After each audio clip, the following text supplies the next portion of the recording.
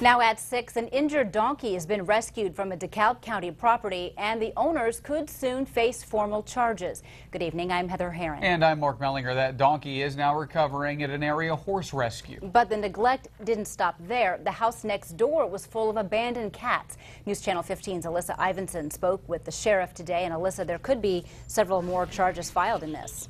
That's right. It's all against the couple and their daughter. A woman who lives in the area drove by and saw the sick-looking donkey and kittens with their eyes crusted shut just wandering around. She called police, and now the animals are getting help. If we'd left him there any longer, he would have been dead. This donkey is just about a year old, but fighting to survive. He's in a rescue and expected to live, but still has wounds from his former home on County Road 59 in DeKalb County. I saw this really malnutrition donkey, and it had cuts and tears all over it.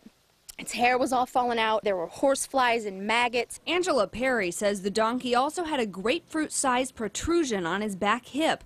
A few days later, when police and the Humane Society came, it looked like it had been cut off. It was just seeping blood. You could still see clear to the bone. The other donkeys started attacking him and tore open his lip. The other donkeys saw that he was, the weak one and that he was injured. Jim and Sue Smith owned the property. At first, Sue told police the donkey wasn't hers, but she later admitted it was. The conditions are horrible out there. They really are. There's every kind of animal you can imagine on this property. When the donkey was in the field right next to us was bones and a skull of a cow just laying on the ground that had died and was left there. It's unbelievable. Next door lived the Smith's daughter until she moved out, leaving behind around 40 cats and kittens. Perry's been catching them, giving them a home in her home, and giving them medicine until they're healthy enough to go to the shelter.